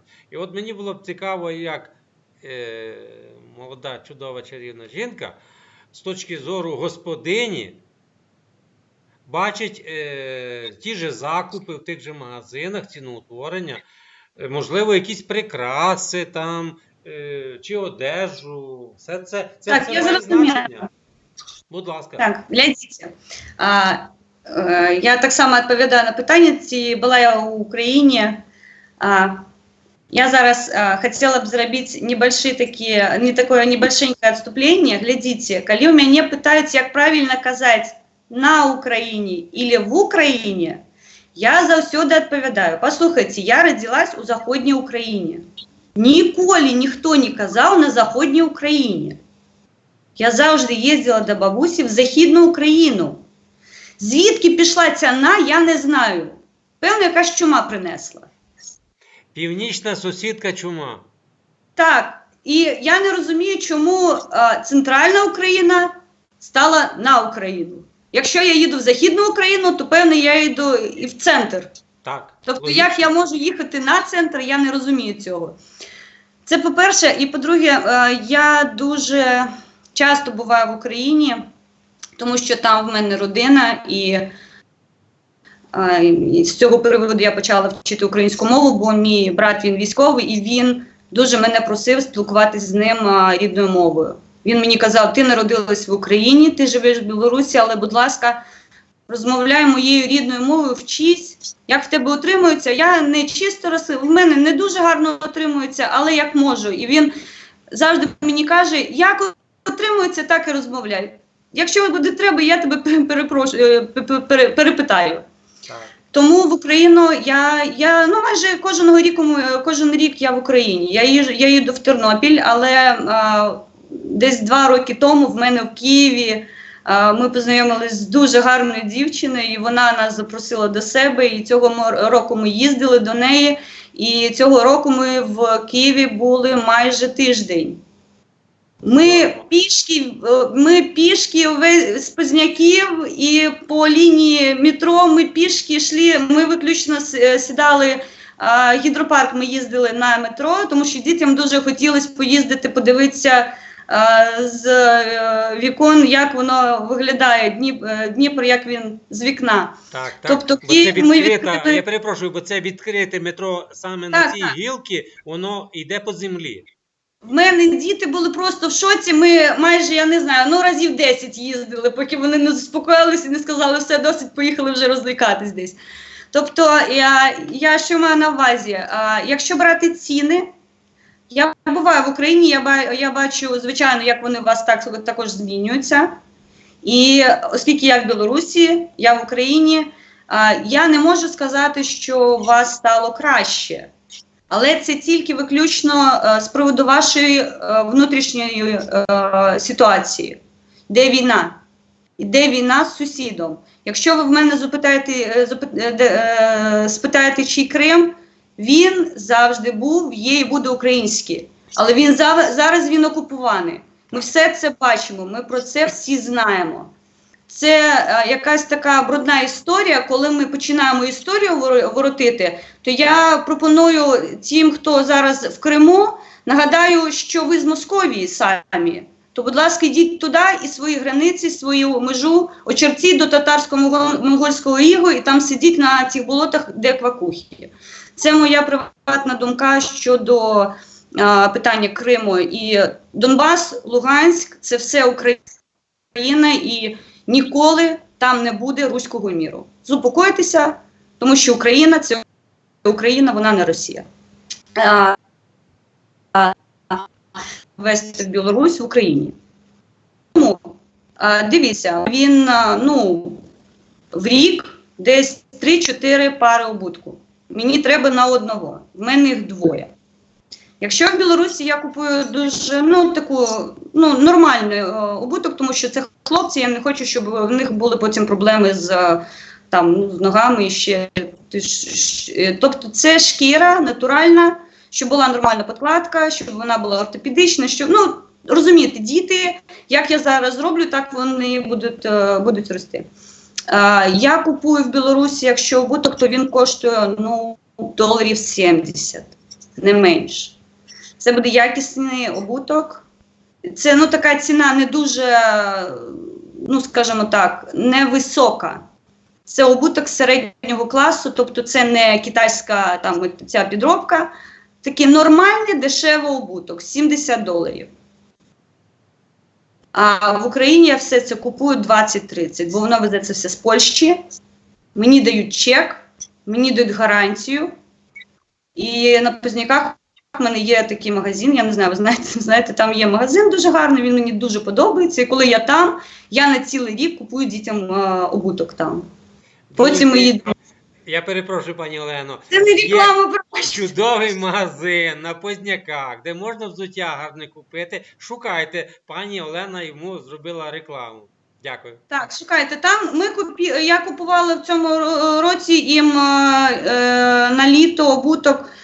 Там були дуже дорогі сандалі, вони коштували $10.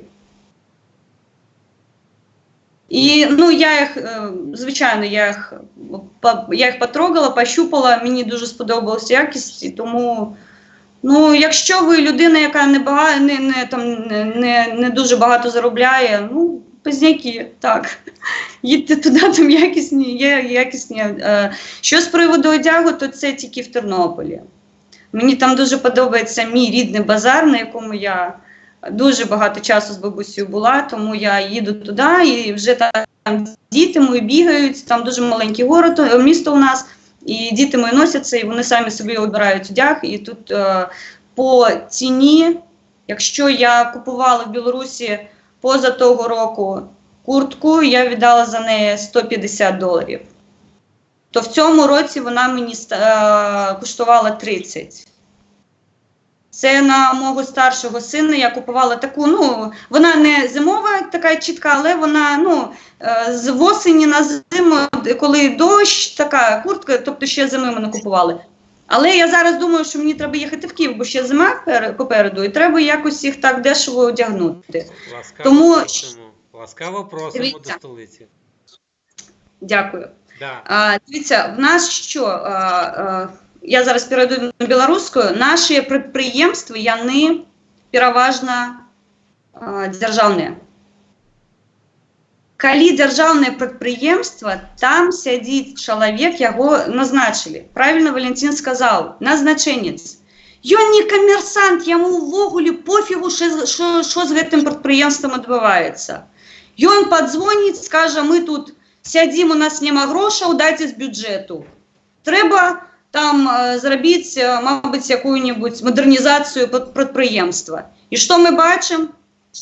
З наших кишенів знову достають гроші і йдуть спасати це підприємство, тому що воно, ну, ніякое, воно мертве. Ці зомбі, у нас у Білорусі їх називають, особливо економічні люди, зомбі. Ось вони його прошприцювали, і воно трохи там нечто подергалось і знову впало. І знову державні гроші несі, і будемо спасати це підприємство. Це вельми брудна історія, тому що, на жаль, із-за цих умов зараз малий і середній бізнес просто знищений. Бо конкуренція, вона просто це підприємство величезне витіснить одномоментно. Бо ви ведаєте, що чоловік, який заробляє для себе, він знайде дешеві, зробить, пробачте, логістику, зробить зарплатню, знайде поставщика, який за розумні кошти буде йому щось продавати. Державне підприємство, ну, ввогуле це не треба робити. У нас є план, ми робимо план, все по плану. І слухайте, ми плануємо наші плани, я гляжу статистику, мені древно становиться. Ну, вельми древно. У нас є бабушкина кринка підприємство, і воно вельми цікаве, я його вельми люблю. Чому? Тому що це єдине підприємство, яке має квоту вивозити сухое молоко у Європу. Одно. Усі кричать «Білорусь молочна» і одно підприємство. А чим це говорить? І я навіть боюсь здогадатися, яким чином вони собі це все зробили. Щоб вийти з сухим молоком на зовнішні ринки. Тому я у Білорусі, відповідаючи на ваші питання, я не купляю тут ні обуток, на жаль. Для мене це дорого. У мене зарплатня, пробачте, так само, вона не під небо. Дякую, дякую. От бачите, у мене звичайна зарплатня. От бачите, чоловіки так би не підмітили насправді. А що пан Валентин скаже? От дивіться, ви як господар, ну, мабуть, ми, хлопці, опікуємося більш такими якимись більшими речами. Що скажете на рахунок ціноутворення на квартири, земельні ділянки, автомобілі? От як це все діло обстоїть у вас? Що можете сказати? Я лічу, що це невідомо навіть тим, хто ці ціни встановлює, тому що коли было тут поднятое питание об обосновании цен, допустим, коммунального хозяйства, то каких-то логичных, разумных ответов никто не получил. Вот. Скорее всего, они взяты с потолка. Ну, как в Радянском Союзе. Вот эти вот предприятия зомби, как говорит Алена, на самом деле, ну вот сельское хозяйство. Я не знаю, как сейчас, но раньше оно датировалось, допустим, из других отраслей. Оттуда предприятие, которое развивается, нормально зарабатывает, с него деньги забирают и вкладывают в эти дохляки, понимаете, которые не нужны никому. Но есть план, выпустить там того столько, того столько, того столько. Например, еще я заметил, еще за время своей коммерческой деятельности, очень часто возникали такие вопросы. Например, еще был «Живой горизонт», телевизоры делали. Пам'ятаю. Нельзя было вывозить телевизоры. А сейчас их вообще не делают уже. Потому что, когда их надо было вывозить и продавать можно было, государство наложило запрет. Государство лукашенковское. Несусветная сейчас... глупость. Это надо все продавать, правильно? С тракторами, та же с этими знаменитыми, как бы, МТЗ, да, белорусами, то их разрывали тут, ну, я не знаю, не было их никогда, невозможно было купить. Сейчас они складируются на всех возможных площадках. Нет реализации. Глупейшая экономическая политика. Я вообще не знаю, чем они руководствуются. Кто им дает, кто статистику собирает, кто им советует в производстве. Вообще не понимаю. Я не понимаю, что происходит в экономике. Вот такая вот ситуація. Поэтому ответить чітко на этот вопрос не смогу. Я вас зрозумів. Ви знаєте, от все, про що ви кажете, нагадує Радянський Союз. Так. Але у горшым яго выкананні, пробачте. Я вас зрозумів. Друзі, дивіться, наша вже трансляція длиться 1 годину 42 хвилини. Ви не стомилися? Нет, вельми багато інформації, якою хотілося б поделиться. Тому извиняюсь за несколько, может быть, сумбурные, эмоциональные. Це здорово. Очень накипел. Слушатели, понимаете, которые, может быть, это первый раз слышат, и хочется высказать как можно больше. Ну, мы же не профессионалы в этом плане. Это, на жаль, маленькая толика того, что у нас вось тут вельми кипить, боліть. І не устраиває нас, да. Так, друзі мої, що я мав на увазі? Коли я це сказав, то я ні в якому разі не думав, що ми вже завершуємо трансляцію. Ми можемо її ще продовжити хвилин 15, ну, наприклад. Ми можемо зараз по питанню якомусь, яке більше всього вас тривожить, ви можете це все озвучити, пані Олена та ви, пане Валентине. А ми можемо наступний тиждень зробити знов черговий вихід. Ви, скажімо, пройде тиждень, дещо, можливо, то, що забули сьогодні сказати, доповнити, якесь нове питання підніметься. І я думаю, що нам не складно буде знов зібратися в такому товаристві. Тим більше, що, можливо, під роликом, який вийде, люди будуть писати, можливо, якісь зауваження, прохання, бачення. Ми це все проаналізуємо і на наступний раз, я думаю, що це перший, але не остання наша зустріч, тому ми продовжимо. А зараз наразі чисто чи побажання, чи якесь бачення, чи що, якийсь нестандартний хід, ну там не знаю. Будь ласка, просто я буду слухати, насолоджуватися вами, а ви говоріть, будь ласка.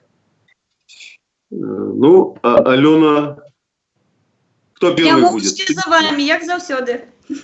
Добре. Ну, что хочу сказать.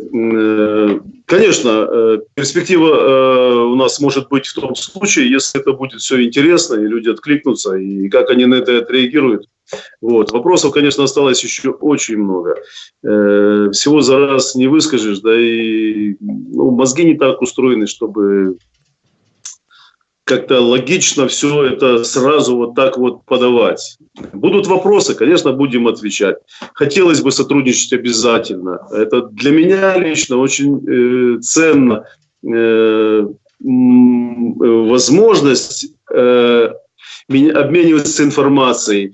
Еще меня что поражает. Я часто, приезжая в Украину, слышу: вот у вас там такой президент, он всех там этих чиновников шерстит, то да сё, вот нам бы такого. Откуда это люди? Вы что? Вы не понимаете, что такое диктатор? Это все показуха. Он на камеры, он их раздолбует там. Он же сам их назначает. Потом сами их раздолбают, а когда камеры уходят, он им говорит, ну вы же понимаете, это же надо было сделать типа на камеры. А на самом деле ты вот так, ты вот так, ты вот так, все нормально, давай дальше. От які подвійні стандарти, хочу сказати в цій ситуації. Друзі, Так. українці, шановне панство, от ви тільки що чули, що пан Валентин сказав. І от ота вся показушність виявляється потім в нереалізованих тракторах МТЗ, у перевиробітку якоїсь продукції, де ті заводи та фабрики, які мають державну підтримку, всі податки йдуть на утримання цих підприємств. З одного боку можна сказати, а що погано, підприємства працюють. Так, вони працюють, але хорошо би було, щоб ці підприємства, навіть якщо би були державними, вони конкурентно здатну, високоякісну продукцію випускали, і вона гарно продавалася на ринках Білорусі, України та зарубіжжя, і від того був би хороший зиск для тих самих підприємств. Тому отак, тому українці думаємо. Я перепрошую, я не зміг себе зупинити і вас перебив, але це дуже важливо для тих людей, які раніше думали, що Лукашенко це так круто, це так хорошо. На телевізор так. Ми вже маємо приклади, коли наш президент виїжджає в Золоте і знімає ролика. Ну, це теж показуха. Тому вибрали подібного тільки розмірами, зростом, що вони різняться, а манера подачі матеріалу одинакова. Мені здається, що ваш нинішній президент Зеленський навіть десь пробує копіювати повадини нашого Лукашенки, міркуючи, що то правильно і добре. Насамреч, то зовсім не так. Зовсім не так. Ще раз хочу зауважити, що Україна на даний момент по зрівнянню з Білорусією має найважливіше придбання. Ви маєте право вибирати і змінювати своїх вибранців. Розумієте? Це може, я відчуваю, що люди цього не розуміють, наскільки це важливо. Наскільки це важливо. Білоруси цього не мають. На даний момент ми цього не маємо. На жаль, ми за це на превеликий боремося. жаль. Так. Так, тому цініть, будь ласка, навіть цього ж президента, якого ми вибрали в цьому році, він був обраний по законах України і ніяких підтасовок і не було, тому що опозиція за цим слідкувала. І він виграв в чесних виборах. Інша річ, що нечесно велася агітація, в якому плані. Дуже багато інфи проти попереднього президента вкидалося, що він і мародер, що він і барига і так далі, і тому подібне. І Російська Федерація до цього доклалася. Ну і доклалися люди, ті, які ласі на дешевий популізм. Раджу не приймати все те, що дуже легко, начебто вам дається, бо то все той сир, ті ж мишоловці. Я перепрошую, пане Валентине. Можу сказати, підітожити таким чином, що народ має право помилитися, але він має право виправити свою помилку. У Білорусі тільки одна частина. Ми помилились в 1994 році. А виправити помилку нам не дають до сих пір. Браво! Дуже гарно і ємко. Ви так коротко, але так потужно сказали. Ви знаєте, вас треба цитувати. Люди добрі, запам'ятайте, що пан Валентин сказав. Це правда. Ви тільки що народили крилаті слова. І це так і є. І ви нічого не придумали. Ви просто-напросто це тільки що сказали. Я, до речі, це вперше чую, хоча розумом розумію це, але я цього не міг сказати, тому браво, дякую вам. Дякую, Василь. Я зараз зачервоніюсь. Дякую. Ну це відверто, так і є. Дякую. Ну, я так міркую, це мені прийшло не сиюмоментно, я так собі цю формулу давно представив, бачу, що вона відповідає дійсності. Ну, на цьому, мабуть, на даний момент, коли питань не буде, я, мабуть, закінчу вже. Але якщо будуть питання ще, я з задоволенням відповім. Дякую. Тепер хай пані Олена, скажімо, умовно назвемо це заключне слово. А я зараз підчитаю чат, можливо, я щось знайду, і як знайду, я озвучу. Будь ласка, пані Олена. Дякую. Ну, зараз я би хотіла звернутися до нашої білоруської аудиторії. Поважані мої любимі білоруси, ми з вами громадяни нашої країни, нашої країни. Ми повинні бути вельми моцними і думками, і словом. І я вельми вас прошу, не спіть, як кажуть у нас інші країни. Білоруси сплять, ну не спимо ми. І перестаньте боятися. Коли страх застилає вочі, гэта, напэўна, самае страшэннае, што можа адбывацца увогуле. Баяцца, каго баяцца? Калі вы сёння баіцесь, заўтра будзе шэй гіршае. Таму што гэта ўжо ідзе па інерцыі 25 гадоў. І гэты каток нас укатвае ўсё глыбжэй і глыбжэй. Таму падымайце галаву, падымайце вочы ў неба, паглядзіце, якая ў нас прыгожая, прыгажэйшая, мне здаецца, краіна, і мы павінны разам усе ўмесце яе будаваць. І що стосується моїх українських друзів, я вас всіх дуже сильно поважаю. Я вас дуже всіх сильно люблю. Я ніколи не казала, що в Україні щось відбувається не так. Ви все робите правильно.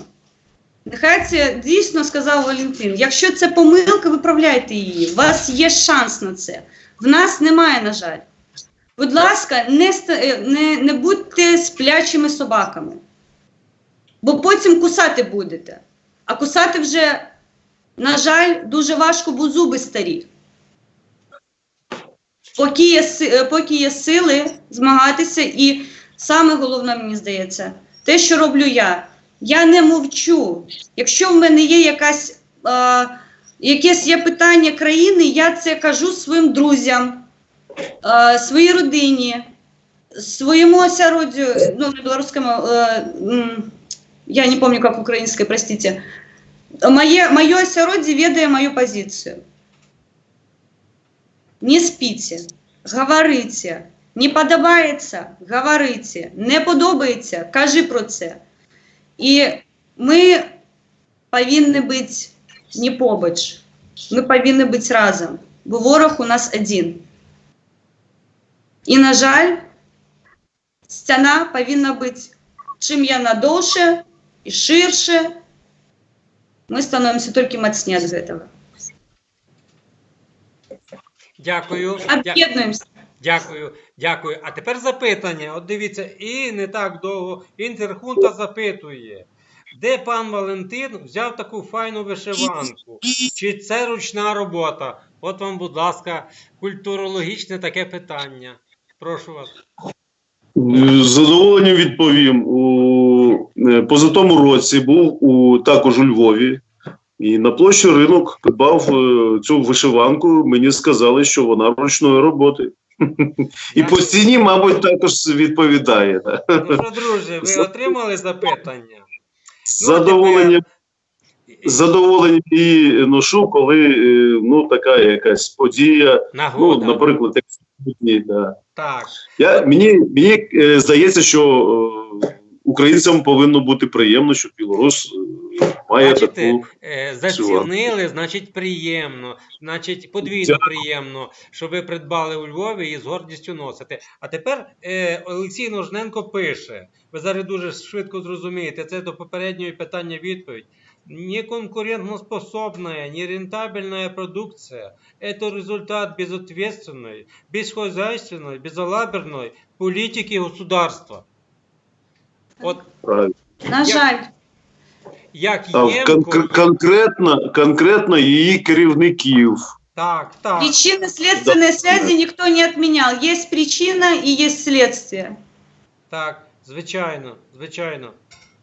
Дуже приємно, що окрім того, що люди провели, тому що я бачу, вони тут між собою в чаті пишуть, обмінюються інформацією, що підмітили, відчули і задали це запитання. Адже тут ключик до, і зразу показує, чому, і ключик, що треба. Треба це все міняти. Але як можна міняти? Не так це все просто, але виходити на ті ж пікети, показувати громадянську позицію і давати владі зрозуміти, чим більше народу вийде, показати все те найкраще, що є у вашому народі. Тоді влада, можливо, дослухається. Тому, шановні громадяни Білорусі, Республіка Білорусь, об'єднуйтесь навколо таких потужних постатей, як пан Валентин, як пані Альона. Суспільство має вибирати серед себе сильних поводирів, вожаків насправді. Бо тільки ті люди, які мають позитивну таку енергію, як цих двох людей, які сьогодні спілкуються зі мною, з яким я маю честь спілкуватися, мені дуже приємно, насправді. Взаємно. Будьте очолені такими лідерами, чесними, відвертими та чистими, і тоді ви доб'єтеся звитяги. І все у вас буде хорошо. І потім, коли пройде отой пройдений шлях, ви, можливо, і стомитеся, але коли ви відпочинете, оглянетесь назад на пройдений шлях, ви скажете: Боже, невже це ми зробили? Так, це зробите ви. Тому що, коли починаєш шлях, він, можливо, здасться далеким і насправді таким виявиться. Але коли ви його подолаєте, то буде вища моральна така насолода. Тому всі ті енергетичні плоди ви отримаєте, але трошки пізніше. Я перепрошую, друзі, добавте, якщо я був десь якийсь, можливо, неточний, або свою ізюминку якісь до цього. Україна змінила владу, білоруси, і вони створили прецедент.